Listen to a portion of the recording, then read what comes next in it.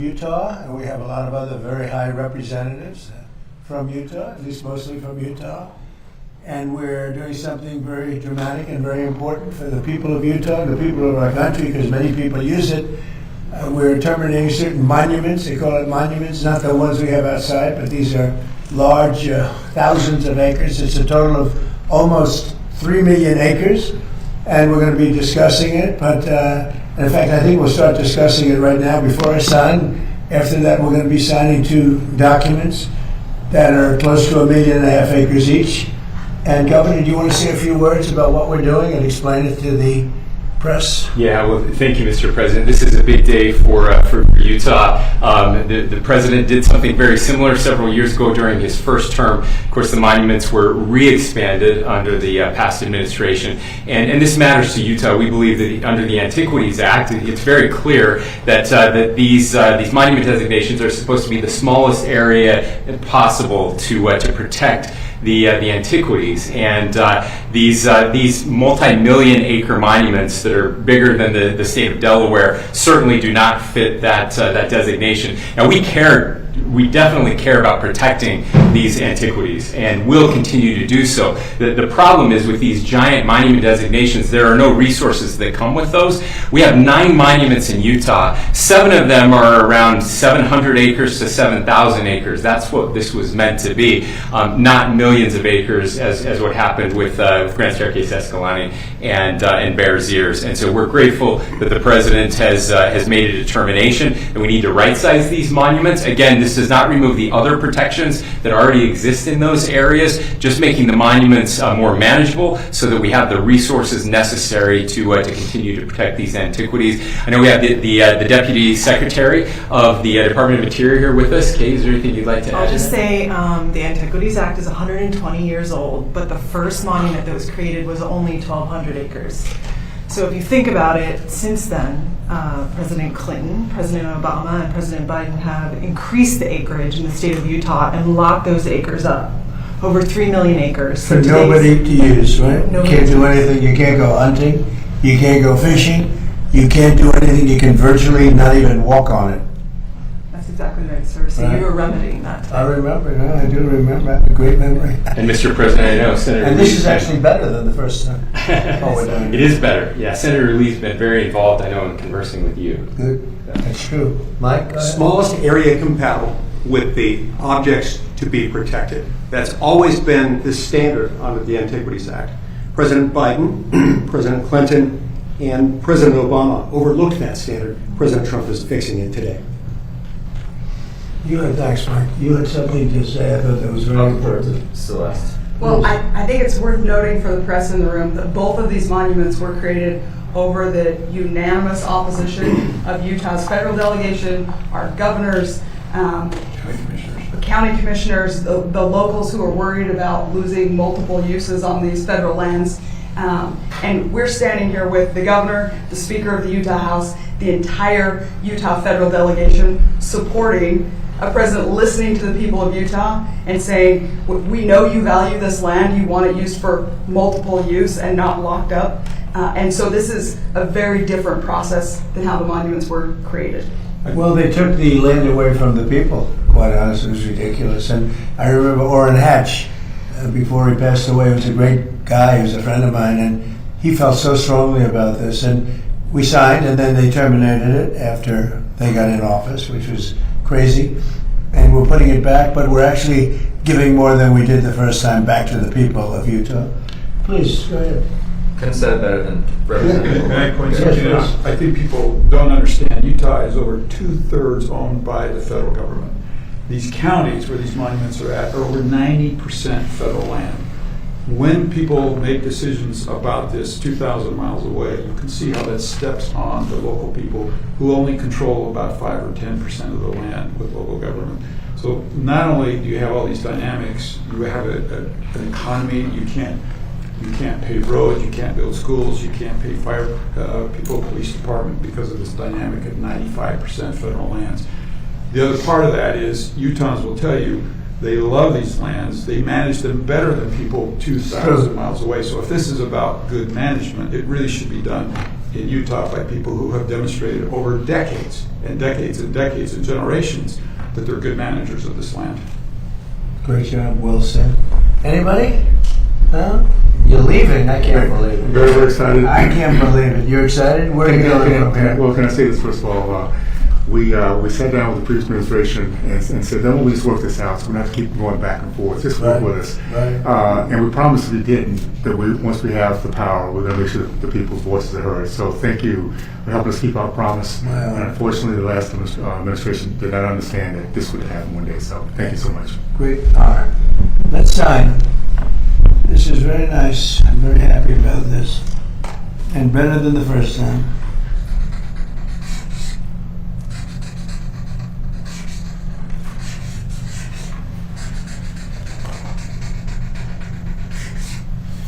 Okay, here's number one.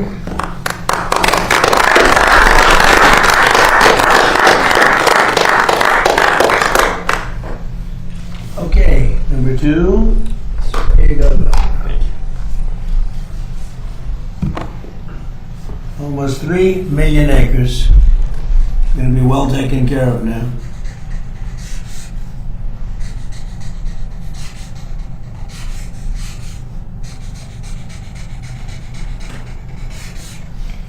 Okay. Penn, who should I give this to? Maybe the governor's representative, right? And Mike, how about taking one, right? Thank you. So, we've done something that was, I think, very desperately needed. It was very unfair to the people of Utah. And now fairness has been brought back. It's going to be better taken care of. And they'll be able to use it a little bit. So there's something very nice about that. Okay. Thank you, Mr. President. Thank you.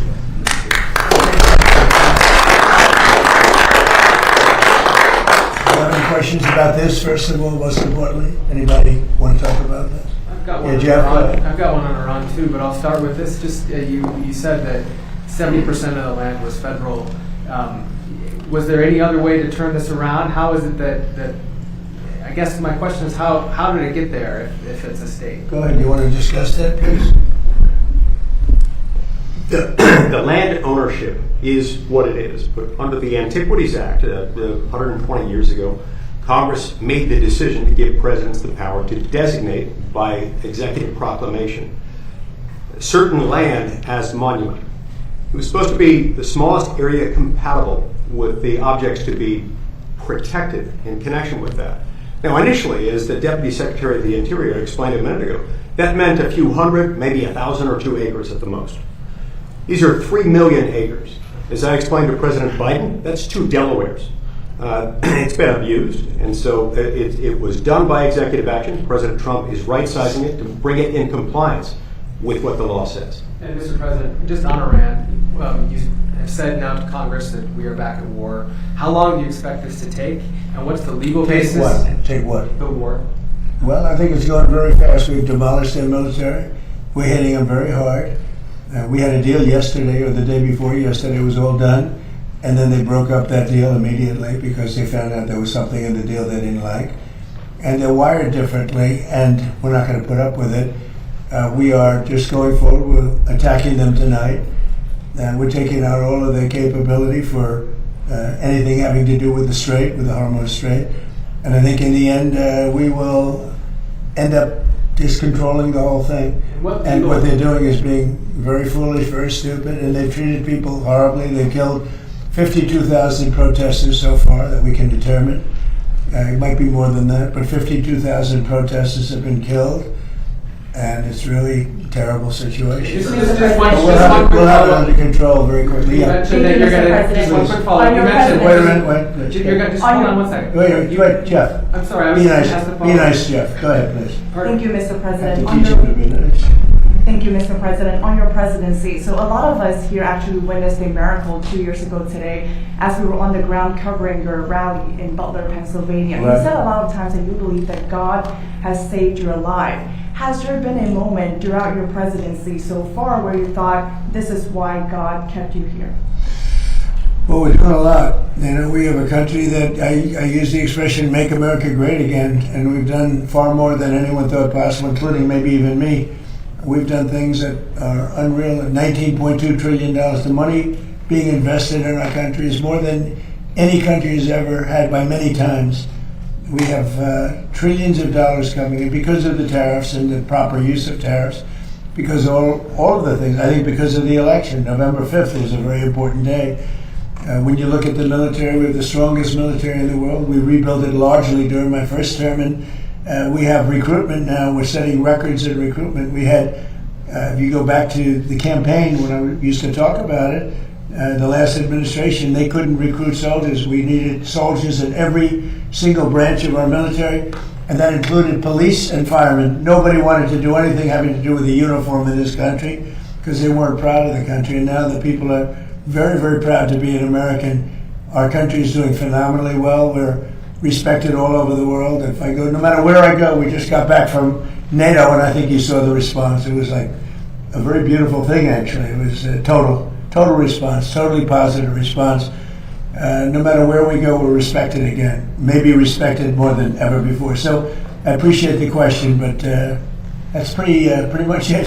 Mr. President, thank you. Cameron Arkham with Town Hall. I was curious about our reports about Iranian drones in Cuba. There are concerns about that. Where does the relationship of the U.S. stand there? Is military intervention still on the table there? Well, if they do have that, and they might very well have that, we'll take care of it. Mark is just in the other room.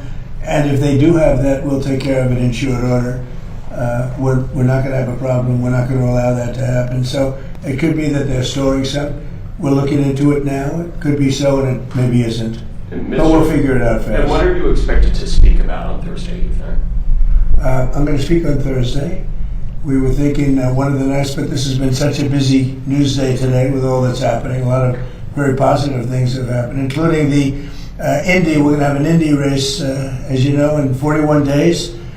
And that's going to be incredible. Around the Capitol, around down Pennsylvania Avenue, it's going to be something. They have 250,000 tickets ordered. It'll be like UFC, which set every record in the book for that business, which is the business of fighting. So we have the Indy cars coming, and it's going to be great. And while we're talking, I have to pay on behalf of Mike and myself, and I think everybody's standing behind me very strongly. I want to pay my respects to Lindsey, who was our friend. He was a friend of all of us. He was a great guy. He was a great politician, actually. And it's hard to believe he's gone. He spoke to me just before he passed away, just to say hello. He got back. He felt fine. He was a little tired. And then this whole thing happened. And it's tough. So the flags are at half-mast until Saturday evening, which is an extended period of time, generally speaking, but I think he deserves it. And he's a fantastic person. He was a fantastic man. He was actually a great politician. He got along with almost everybody, and when he didn't get along, they knew it. He was tough, but he was a good man. He was very much in favor of the Save America Act. He called me about that. We were talking about that and some other things, but he just felt tired, but he felt fine. And then this horrible thing happened just a short time afterwards. So it was terrible. I just want to pay our respects. Mr. President, you mentioned that Iran has agreed to a deal and then walked away from it. Have you reached the conclusion that a negotiated settlement won't be able to happen? No, I never reached that conclusion, but we're hitting them very heavy tonight, as you know. We have tremendous amounts of ammunition. We have numbers that we haven't had in years, and we're hitting them very hard, and it'll continue, and we'll see what happens, but we're knocking out all of their offensive capability, and we're controlling the straits. We're putting the blockade back, and it's a blockade not for anybody but Iran. In other words, anybody doing business with Iran can't go through. Everyone else will be able to go through. So it's a blockade. It's a very strong blockade. The blockade was probably more effective even than hitting them, but I think the combination is the thing that really does it. But you think a deal is still possible? You think they'll return to the... Yeah, I think a deal is possible, sure, I do. But Mr. President, you noted the United States is bombing Iran again. I mean, you've been bombing Iran for months now. Is this just the new normal for the American people? Well, we're in Vietnam for 19 years. We're here for 4 months. So I think we've done a lot. We've knocked out their Navy in a period of 1 month. We knocked out their Air Force. Their Air Force is non-existent. We knocked out most of their missiles, most of their drones. We knocked out their drone manufacturing capability, about 92%. Their missile capability for manufacturing We knocked out 89%. And they have a little capability, but they don't have any capability for us. This is almost a military skirmish. Now, with all of that being said, you have to get people that want to make something. We had a deal with them 2 days ago, and then they said, oh, we can't make that deal. We have to negotiate it further. And this is what they've done for 47 years. The difference is nobody negotiated like I do. And this should have been done by Bush and Obama and Biden and people before them. Frankly, it's 47 years they've been ripping off everybody and really hurting and killing thousands of people.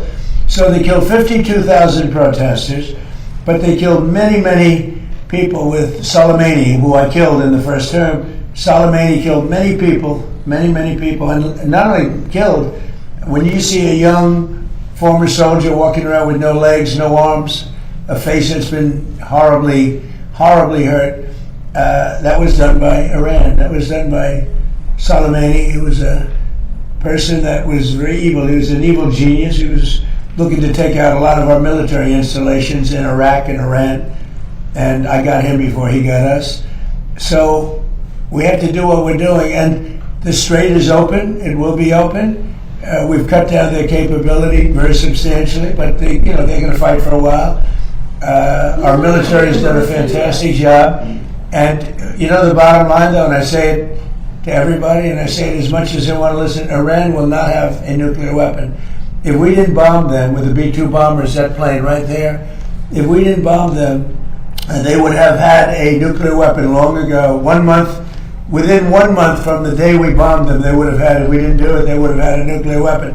If they had a nuclear weapon, Israel would no longer be with us, and the Middle East probably would no longer be with us, because you saw they sent missiles to 5 different countries that never even knew they were involved, because they're stone cold crazy. They are crazy, and we're not going to put it up. Yeah, I want to be reimbursed because we're protecting a very rich portion of the world. We're spending money, and so what we've done is we are going to be reimbursed for protection. We're protecting by the countries that we're helping. For instance, you look at the 5 countries. You have Saudi Arabia, you have UAE, you have Qatar, or Qatar as I always say, you have Qatar, Bahrain, and by the way, you have others. You have Kuwait, and you have others, and they will do very well, but we think it's appropriate that we don't need them. We have more oil than any other country in the world. When you add Venezuela, which has been amazing, which has tremendous amounts of oil that we control, when you add Venezuela and everything else, we have more than 50% of the world's supply. We don't need it, but we need it from the standpoint of protecting allies, etc., including Israel, including Saudi Arabia, including Qatar, including UAE. We're protecting all of them, and we've done a very effective job. So 4 months ago, these people had military that was very strong, by far the strongest probably in the Middle East. They were called the bully of the Middle East. Now they don't have a Navy. They have 159 ships underwater. They had a total of 159 ships. Now every one of them is underwater. They had 230 airplanes, attack planes. They're all gone. They're gone. They had tremendous radar. It's all gone. They had tremendous anti-aircraft. It's all gone. Sadly, their leadership is all gone. Their first-tier leaders are all dead. Their second-tier leaders are all dead. Their third-tier leaders, who we're dealing with, more or less, some of them are already gone. And then you read fake news like your network, CNN, which is fake news. You read them. You have them say, well, actually, aren't they doing quite well? Let me just tell you, they have now inflation of over 300%. 4 months ago, they had inflation of 5%. Now they're at over 300, could be 350%. They made a deal, they broke it, probably 10 times. And they killed a lot of people. They killed our people. But the protesters, what they've done to the protesters, 52,000.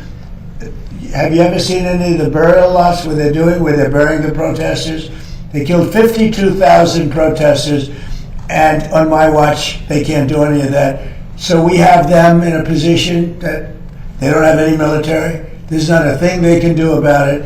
All they have is fake news, because they have the fake news would rather see us lose the war than win the war, which is really treasonous in a certain way. So we're doing another very major attack tonight. They want to make a deal. They came back. We made a deal 2 days ago, and they want to make a deal. They've been negotiating for 47 years, but nobody's ever hit them militarily. We're hitting them very hard. Thank you very much, everybody. Thank you. Thank you, Press. Thank you, Press. Thank you, Press. Thank you, Press. Thank you, Press. Thank you, thank you, Press. Thank you. Thank you, guys. Thank you so much. We're talking about it. We're talking about it. Thank you, We'll guys. decide very soon on that. Thank you, guys. Thank you, guys. Peter, keep going. Thank you. Thank you. Thank you.